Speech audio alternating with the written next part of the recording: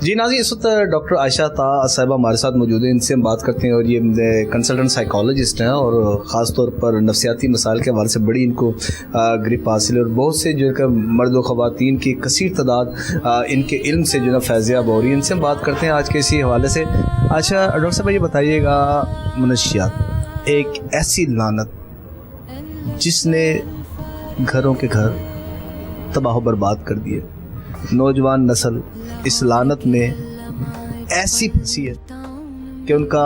آخری ٹھکانہ جو نا وہ قبر ہی ثابت ہوا۔ تو آپ اس حوالے سے کیا کہیں گی؟ بینگ والدین آپ کی نظر میں کس طریقے سے اپنا کردار ادا کر سکتے ہیں منشیات کے حوالے سے؟ وعلیکم السلام. First of all thank you for inviting me here. Basically منشیات اب ایک ایسی ایک ایبلٹی بن گئی ہے ہر پرسن میں، جو کہ شو آف کے لیے یا امیوزنگ کے لیے یا اپنی کمپنی ایسی چوز کر لیتے ہیں جس میں ان ہونے کے لیے انہیں اس چیز کو اویل کرنا پڑتا ہے. بینگ اے پیرنٹس ہمیں یہ چاہیے، ہر پیرنٹس، کیونکہ میں بھی ایک ماں ہوں، تو ہمیں دیکھنا، یہ نظر رکھنا ضروری ہے کہ ہمارے بچے کی جو کمپنی ہے وہ کس قسم کی ہے. کیونکہ دیکھیں آج کے پیرنٹس اتنے زیادہ مصروف ہو چکے ہیں کہ ان کے پاس ٹائم نہیں ہے کہ ان کے بچے کہاں جا رہے ہیں اور کہاں سے آ رہے ہیں، کیونکہ ہم نے اتنی لبرٹی پرووائڈ کر دی ہے اپنے بچوں کو کہ دے don't have time to spend with us, کیونکہ ہمارے پاس ٹائم نہیں ہے. اور ہم نے شاید شیئرنگ بچوں کے ساتھ بند کر دی ہے، جس کی وجہ سے بھی کہ انہیں کچھ اور رستہ چاہیے. تو وہ جو کچھ اور رستہ ہے وہ ایسی کمپنیز ہیں جو کہ کلرفل ایک شیڈ انہیں پرووائڈ کرتی ہیں، دکھاتی ہیں کہ یہ وہ شیڈ ہے جہاں پہ لگژری ہے، یہ ہے لائف، یہ ہے انجوائمنٹ. تو وہ انجوائمنٹ سے ایک چیز سٹارٹ ہوتی ہے اور لنگر آن ہوتی جاتی ہے، اور ایک پرسن، ایک بچہ جب اس کا ہیبیچول ہو جاتا ہے تو وہ اس کے لیے ڈیزاسٹر بن جاتی ہے. بالکل ظاہری بات ہے، ایک تباہی بن جاتی ہے. بہت بڑا عالمیہ منشیات. اب اس کے لیے آپ کیا سمجھ کہ روک تھام کیسے ممکن ہو سکتی ہے؟ دیکھیں سب سے پہلے تو اس کی روٹ کو آئیڈینٹیفائی کیا جانا چاہیے. یہ ایک واسٹ ایک اسپیکٹرم ہے جس میں بہت زیادہ شیڈ ہیں، جس میں بہت زیادہ ایلیمنٹ ہیں جن کو ون بائی ون ہمیں، لیکن ہم یہاں بات کر رہے ہیں بچوں کی. تو یہاں پہ جو چیز ہے کہ جیسے ایک چھوٹا بچہ اپبرنگ کرتا ہے بینگ اے مسلم، ہم جب بچے کو پرون اینڈ کونز اسلامک سکھاتے ہیں کہ this is right and this is wrong, تو اس میں کیوں نہیں ہم اس ایک چیز کو ایڈ کرتے؟ کیونکہ دیکھیں ایک چیز فیزیبل ہے، اویلیبل ہے، ایزی ٹو اسیس ہے،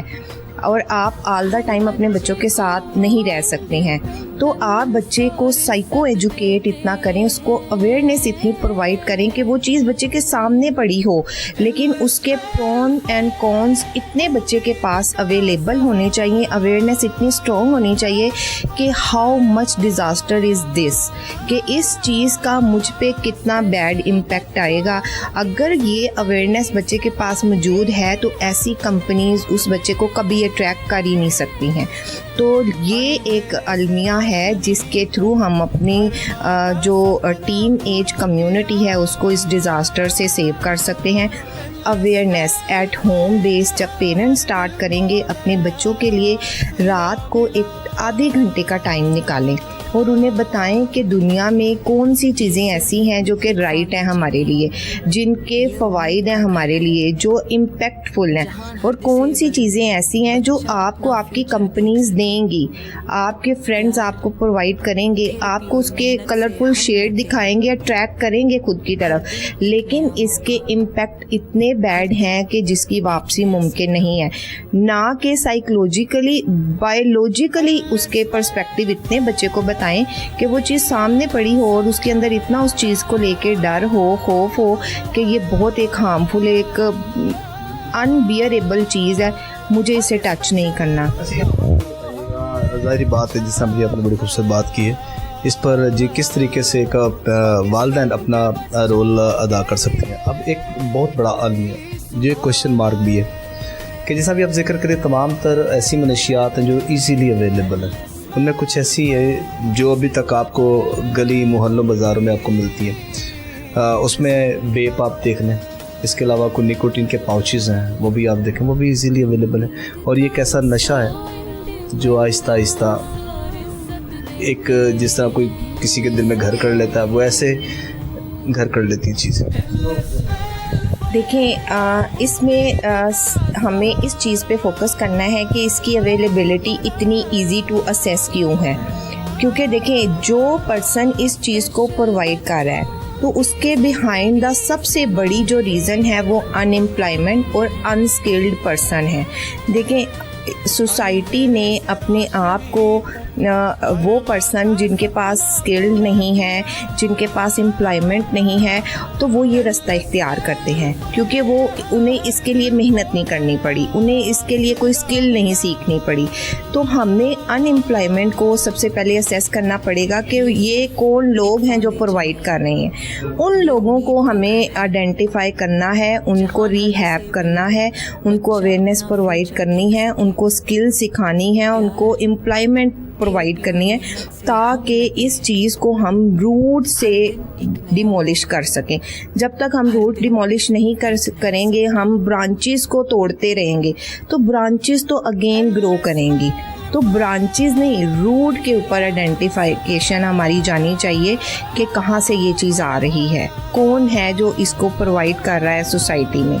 تو اس کی جو میجر ریزن میرے پاس ہے وہ یہ ہے کہ ان امپلائمنٹ کی وجہ سے لوگ اس رستے کو اختیار کرتے ہیں کہ ہمارے گھر کی روزی روٹی چل سکے۔ تو دیکھیں جب آپ روزی روٹی ایک اسکلڈ پرسن کے تھرو ان کو امپلائمنٹ کے ذریعے پرووائڈ کر رہے ہیں تو آئی ڈونٹ تھنک سو کہ کوئی بھی پرسن اس چیز کا وکٹمائز ہوگا۔ بہت شکریہ ڈاکٹر عائشہ عطا صاحبہ۔ جی ناظرین، آپ نے گفتگو سنی ڈاکٹر عائشہ عطا صاحبہ کی، اور اس میں دو رائے نہیں ہے